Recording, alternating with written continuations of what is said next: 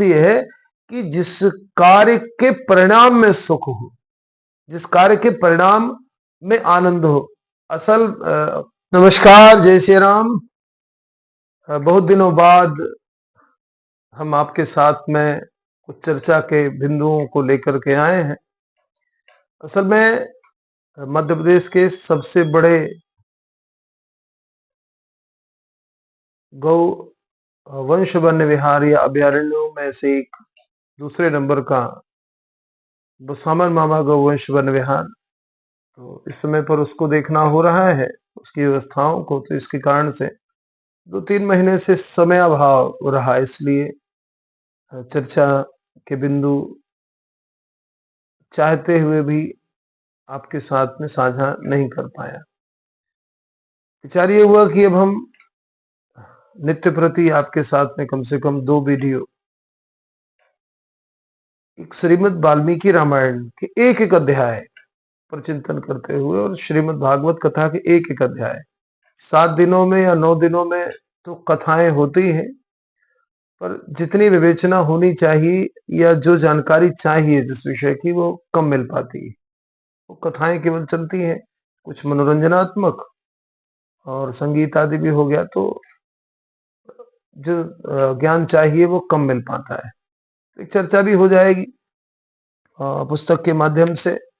हम लोग श्रीमद् वाल्मीकि रामायण पर चर्चा करते हुए कुछ अंश हम रामचरितमानस के या अध्यात्म रामायण के ले सकते हैं, लेकिन मूलतः श्रीमद् वाल्मीकि रामायण, अगर श्री राम जी के चरित्र को जानना है और वर्तमान भारत में, वर्तमान विश्व में भगवान श्री राम का जो चरित्र है, उस चरित्र का अवगाहन ही मानवीयता को एक नई दिशा दे सकता है। कई तरह के वाद विवाद भी होते रहे और अभी चल भी रहे हैं, लेकिन अब हम लोग इस पर चर्चा करें कि श्री राम का चरित्र इस संसार के लिए कितना आवश्यक है, इस समाज के लिए कितना आवश्यक है। तो सबसे पहले जो आदि कवि रहे हमारे वाल्मीकि जी, उन्होंने श्री वाल्मीकि रामायण, इस वाल्मीकि रामायण को लिखा है।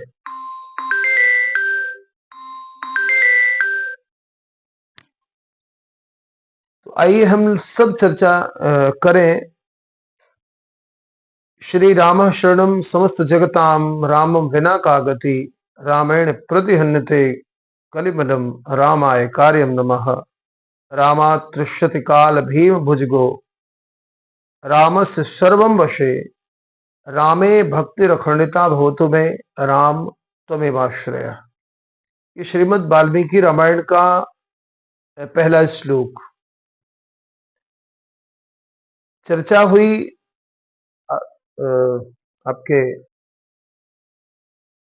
किसी भी विषय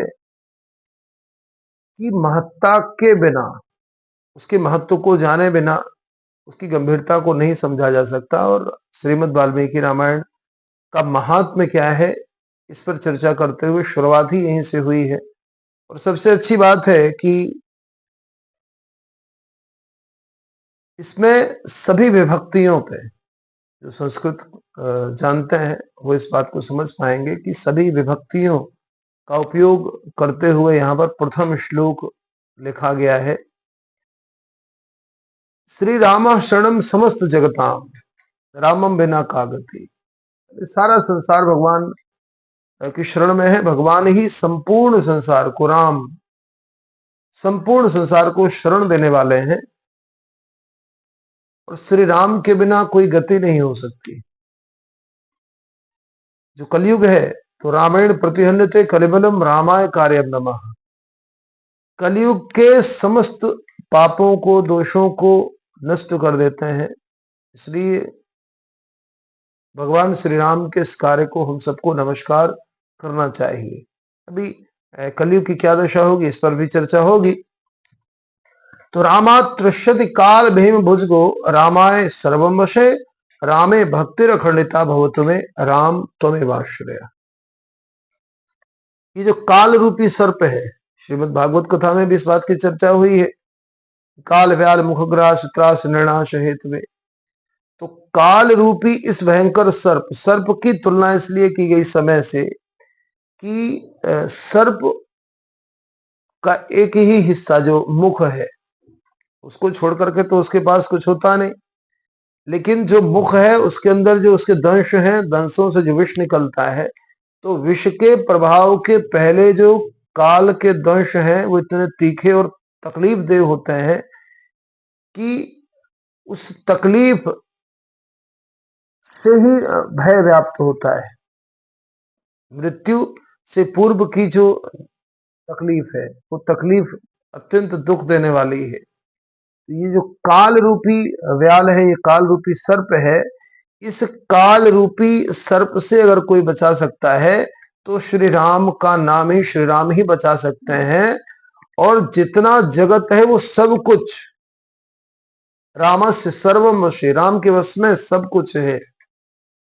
यहां पर प्रार्थना किया कि ऐसे श्री राम जी में हमारी भक्ति अखंड रूप से रहे। हे प्रभु, हे राम, आप ही हमारे आश्रय हैं। इसके बाद जो अगला श्लोक है उसमें भगवान के चित्रकूट में बसने का स्मरण करते हुए भगवान राम का चित्रकूट में प्रत्यक्ष वास माना जाता है। जैसे भगवान कृष्ण के जीवन चरित्र की जब हम श्रीमद् भागवत कथा आदि में चर्चा करते तो वृंदावन भगवान का प्रत्यक्ष वास होता है वृंदावन में, उसी तरह से प्रभु श्री राम का प्रत्यक्ष वास चित्रकूट में होता है। उसी भाव का स्मरण करते हुए चित्रकूटालयम रामम इंदिरानंदम मंदिरम वंदे च परमानंदम भक्तम नाम भयप्रदम। ऐसे भगवान परमानंद स्वरूप श्री राम का ध्यान करते हुए जिनके वश में ब्रह्मा विष्णु महेश भी है, ब्रह्मा विष्णु महेशाद्या यस्यांशा लोक साधका, ये जो संसार के सुख वैभव प्रदान करने वाले हैं, संसार का पालन करने वाले हैं, संसार का सृजन करने वाले हैं, ऐसे समस्त लोक साधक कार्यों को करने वाले ब्रह्मा विष्णु और महेश भी जिनके अंश हैं, ऐसे चिद रूप परम चैतन्य स्वरूप श्री राम को प्रणाम करते हुए नमामि देवम चिद रूपम विशुद्धम परमम भजे। ये विशुद्ध रूप से, इसमें कोई दोष नहीं है। शुद्धता का मतलब किसी तरह का कोई दोष ना हो, किसी तरह का कोई मैल ना हो, ऐसे विशुद्ध चिद रूप परम पिता परमात्मा श्री राम का ध्यान करते हुए जो परम आनंद प्रदान करने वाले हैं उनको प्रणाम किया है। और इसके बाद फिर ऋषियों के बीच में संवाद होता है। ऋषियों ने पूछा है और ऋषियों के प्रश्न पर जवाब दिया जाता है। कौन जवाब देता है? सूत जी। तो ये सूत जी और ऋषियों के बीच में श्रीमद् भागवत कथा है, जितने भी पुराण है उन सब पुराणों पर चर्चा हुई है, सूत जी की और ऋषियों की। तो यहां पर भी सूत जी से प्रश्न करते हैं कौन? सनकादिक ऋषि। यहाँ भी शौनकादिक ऋषि आपस में चर्चा करते हुए सूत जी से प्रश्न करते हैं और प्रश्न करते हुए कहा है सूत जी से कि आप तो समस्त ग्रंथों के जानकार हैं, परम ज्ञानी हैं। हमने एक प्रश्न पूछा था, आपने उसको भली भांति बताया कि संसार में जो बधा हुआ जीव है, उस संसार में बधे हुए जीव को बहुत दुख है। सारा संसार क्लेशाक्रांत, क्लेश से आक्रांत है, दुखों से आक्रांत है।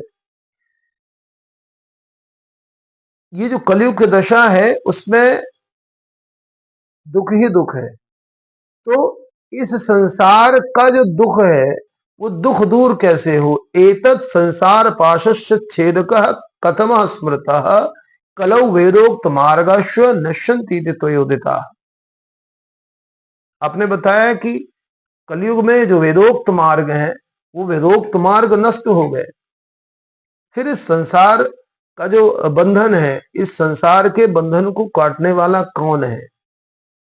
ऋषियों को चिंता है, संतों को चिंता है इस बात की। जो ऋषि होते हैं, संत होते हैं, उनके मन में संसार के कल्याण की ही कामना रहती है। किसी भी ऋषि को अपने कल्याण की कामना करते हुए नहीं देखा गया। अपने लिए कोई ऐसा साधन नहीं करते, लेकिन संसार कैसे सुखी रहे। और जब शास्त्रों की रचना होती है तो शास्त्रों की रचना का उद्देश्य ही है, ऋषि लोग इस उद्देश्य ही करते हैं कि संसार को उनके अनुभवों का लाभ मिल पाए, जो समस्या है उस समस्या से मुक्ति मिल पाए। तो यहां पर प्रश्न किया है कि ऐसा कौन है जिसके स्मरण मात्र से ही संसार पाशस्य छेद कहा, जो संसार के बंधन का उच्छेदन कर सकता है।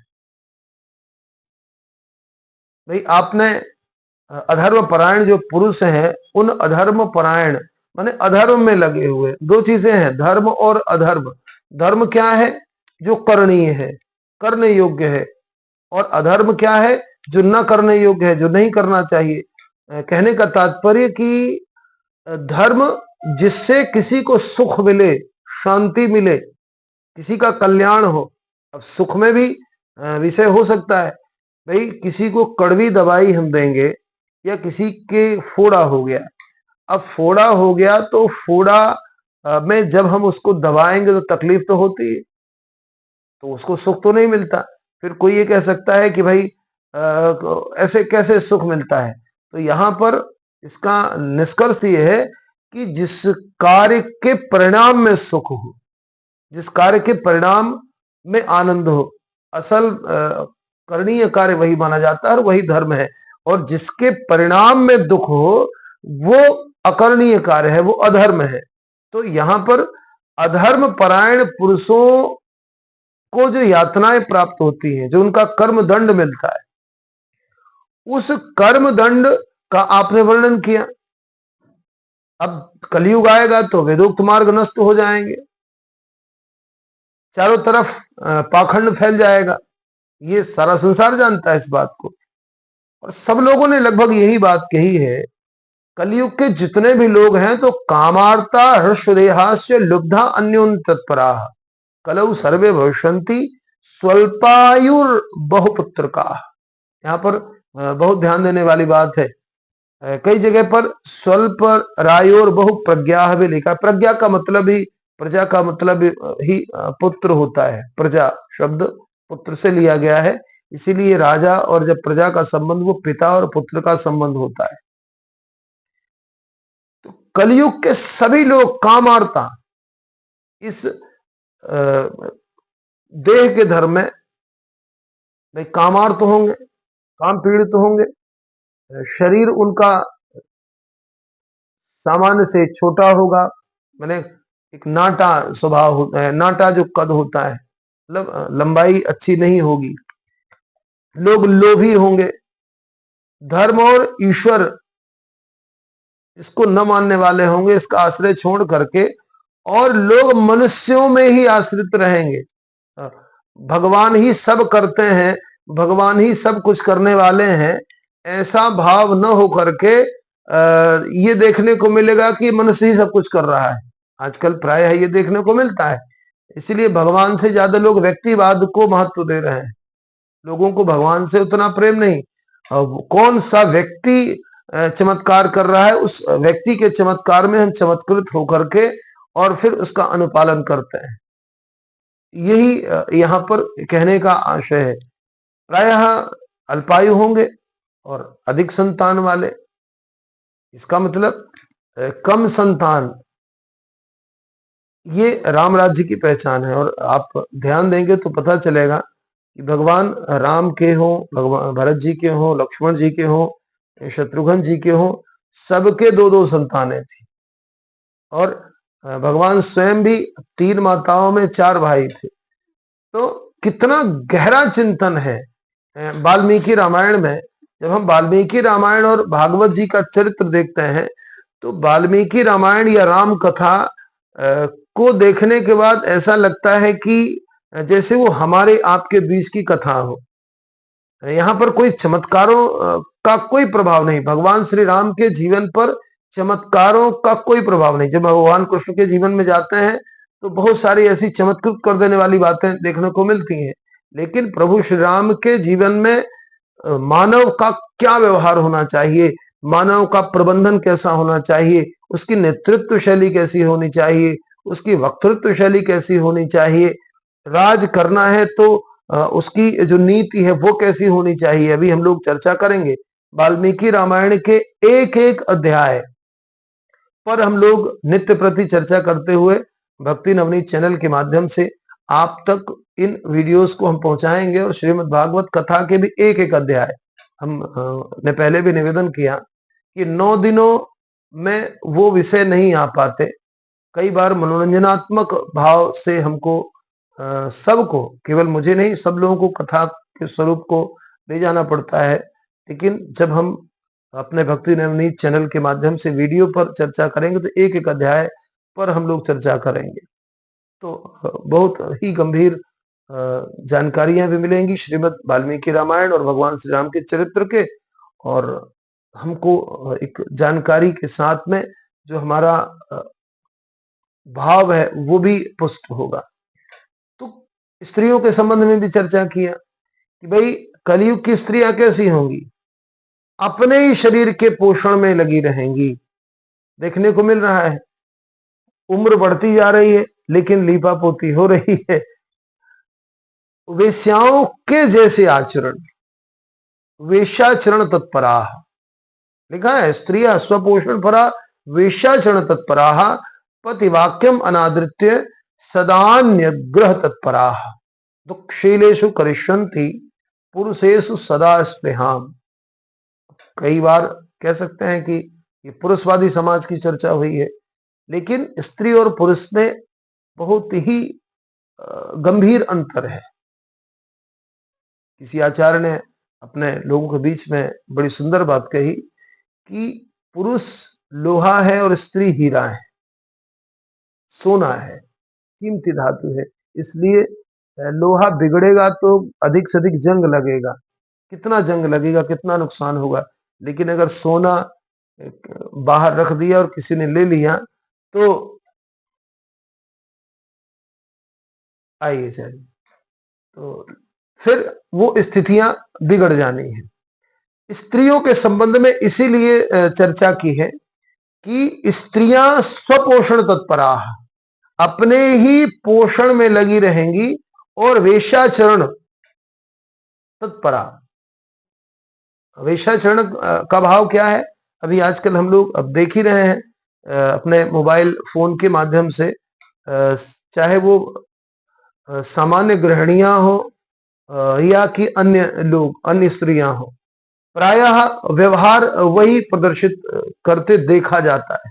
अब यहाँ पर कोई नारीवादी प्रश्न चिन्ह खड़ा कर सकता है, लेकिन केवल इस प्रश्न के खड़ा कर देने से समस्या सुलझ नहीं जाएगी। जिस तरह से वातावरण बदल रहा है वो कहीं ना कहीं समाज के लिए घातक हो रहा है। और श्रीमद् वाल्मीकि रामायण में एक एक समाज के बिंदु पर गहन चर्चा है। अभी तो हम लोग केवल इसके महत्व की बात कर रहे हैं, महात्मा की बात कर रहे हैं, यहां पर चर्चा किया। चाहे वो उत्तम कुल की स्त्रियां हो या समाज से किसी तरह से बाहर निकल आई, शरीर का पोषण करने मात्र के कारण समाज में जो सम्मान नहीं मिला, ऐसी स्त्रियां हो। वेश्या शब्द का इस्तेमाल किया है यहाँ पर। फिर चर्चा करते हुए कहते हैं कि कलयुग की अधिकांश स्त्रियां वाचालाश भविष्यन्ति कलौ प्रायण पोषता। अधिकांश स्त्रियां क्या होंगी, वाचाल मतलब बहुत ज्यादा बोलने वाली, तर्क उतर करने वाली। और फिर सन्यासियों के संबंध में चर्चा कर दी कि जो भिक्षावृत्ति करके अपना उदर पोषण करने वाले जो सन्यासी हैं, ऐसे सन्यासी भी अपने और पराये के भेद में पड़ जाएंगे, मित्र और शत्रु के भेद में पड़ जाएंगे, स्नेह बंधन में बंधते चले जाएंगे। एक सन्यासी जब स्नेह बंधन में बंधता है तो उसके सन्यास धर्म का क्षय हो जाता है। और ये स्थितियां देखने को मिल रही है। इसी बात की चर्चा किया महत्व को बताते हुए।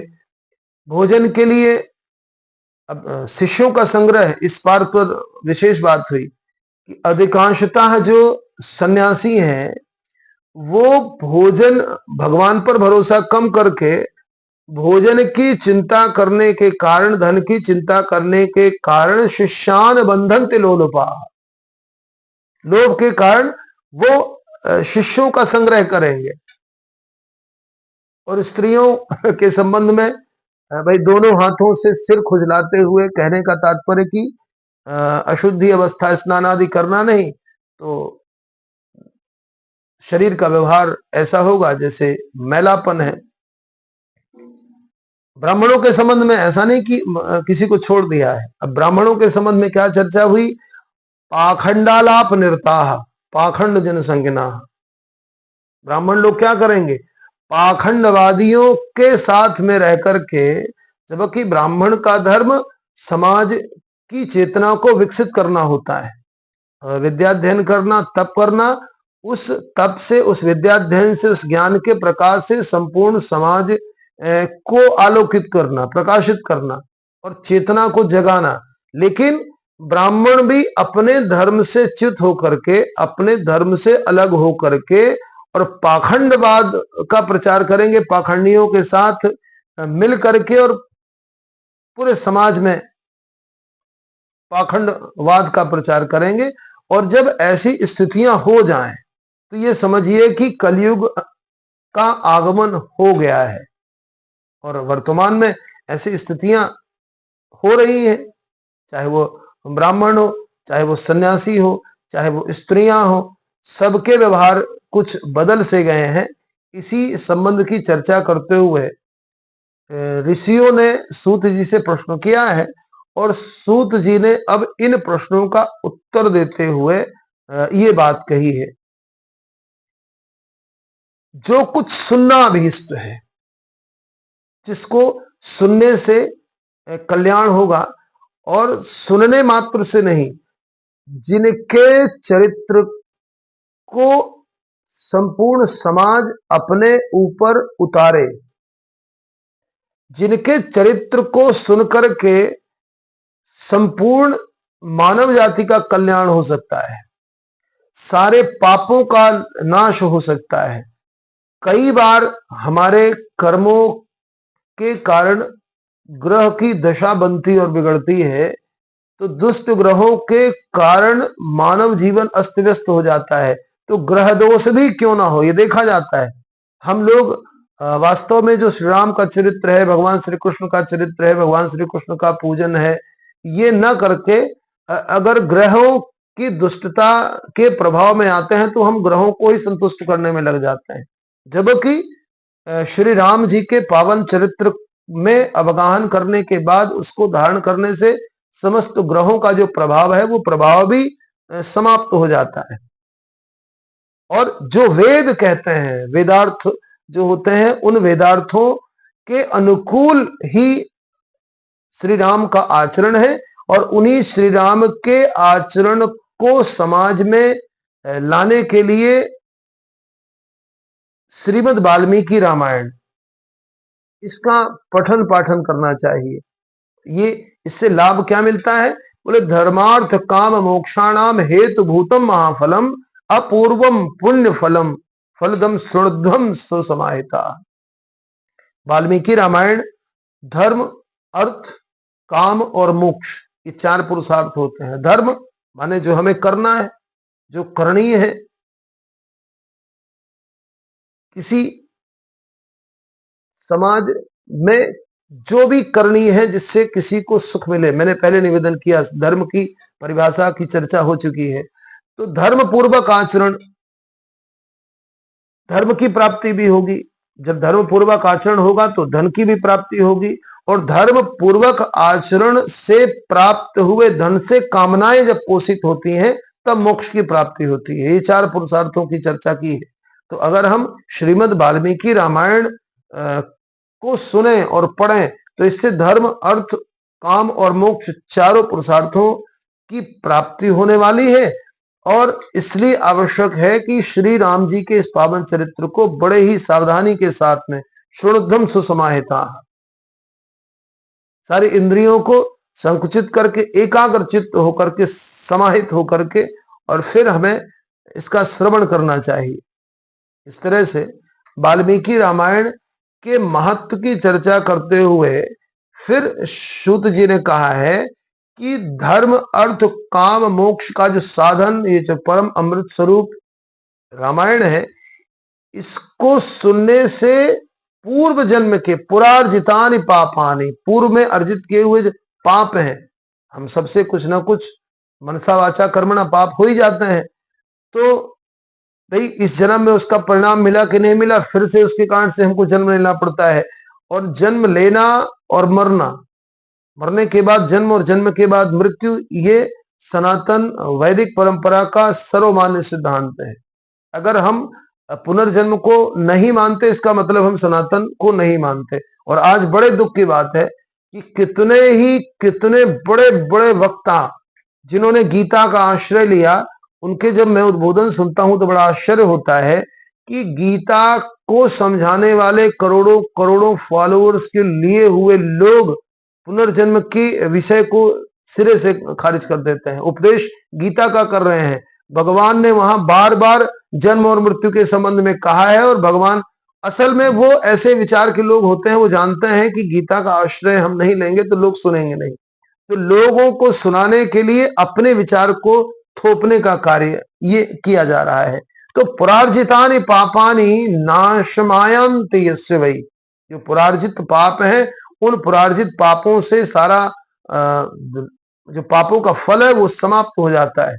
और रामायण के प्रति जब प्रेम होता है तो समझिए कि पूर्व जन्म के जो पाप हैं वो नष्ट हो गए हैं। इस तरह से अब कब हमें सुनना चाहिए, तो भगवान के पहले तो स्वरूप का यहां पर वर्णन किया, चाहे वो ब्रह्मा हो, विष्णु हो, रुद्र हो, ये जितने भी हैं भगवान के ही अंश माने जाते हैं। ऐसे स्वरूप में संपूर्ण संसार की सृष्टि, पालन और संहार, जब पालन करते हैं तो विष्णु के स्वरूप में होते हैं, जब सृजन करते हैं तो ब्रह्मा के स्वरूप में होते हैं, और जब संसार का इस प्रकृति का लय करते हैं तो रुद्र के स्वरूप में होते हैं। भगवान नाम और जाति के विकल्पों से सर्वथा परे हैं। बड़ा दुर्भाग्य है कि हम भगवान के अवतारों को भी नामों और जातियों में बांटने लगते हैं। यो नाम जात्यादि विकल्प ही ना परावराणाम परमः पश्चात, नाम और जाति के विकल्पों से सर्वथा मुक्त है, सर्वथा ऊपर है। जाति हम नहीं कह सकते, क्षत्रिय हो, ब्राह्मण हो, वैश्य हो, शूद्र हो। भगवान ने गीता में कहा है 4थे अध्याय में, चातुर्वर्णम मया सृष्टम गुण कर्म विभाग सा, मैंने ही संपूर्ण वर्णों की सृष्टि भी मैंने ही किया है और सब में मैं व्याप्त हूं। आज दुर्भाग्य से बड़े बड़े महान पदों पर बैठे हुए लोग, धर्म की पीठ पर बैठे हुए लोग भगवान की वाणी को अपने अनुसार, उसको अपनी अज्ञानता का आरोप करके उसको परिभाषित करने का प्रयास करते हैं, जो मानव और मानव में भेद करने वाला हो जाता है। तो सुनना कब चाहिए, इसकी चर्चा हुई। ऊर्जे माघे सिते पक्षे चैत्रे च द्विजसप्तमाः नवान्ना खलु श्रोतव्यम रामायण कथामृतम। राम जी का जो कथामृत है उसका पान कब, बोले कार्तिक, माघ और चैत्र मास के शुक्ल पक्ष में 9 दिनों का अनुष्ठान करके श्री राम जी का ये चरित्र सुनना चाहिए। जब हम अनुष्ठान पूर्वक कोई कथा सुनते हैं, चरित्र को सुनते हैं, तो उससे कई तरह के लाभ होते हैं। हम अनुष्ठान पूर्वक हैं तो अन्य कार्यों से हम विरत होंगे, और अनुष्ठान का उद्देश्य ही यही है कि हम पूर्ण एकाग्रता के साथ में उस चरित्र को सुने और सुनने के बाद अपने जीवन में उतारें। तो चैत्र, माघ और कार्तिक के शुक्ल पक्ष में नवान्न पारायण के साथ में कथा को प्रयत्न पूर्वक 9 दिनों तक सुनना चाहिए। अब अलग अलग समय का भी वर्णन किया है। भाई इन समय पर जो सुनते हैं उनको कलयुग का प्रभाव नहीं होता, और इसके पश्चात इन मासों पर 3 मास प्रमुख रूप से बताए। अब 3 मास बताने का कारण क्या है, भाई कार्तिक, माघ और चैत्र,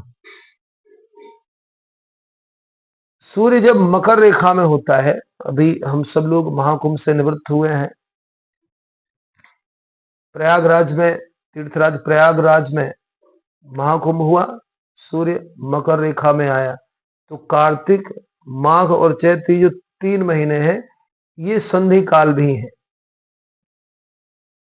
और इन 3 महीनों में हम अपनी आध्यात्मिक चेतना को विकसित करने का काम करते हैं। और इन 3 महीनों में ही अब तो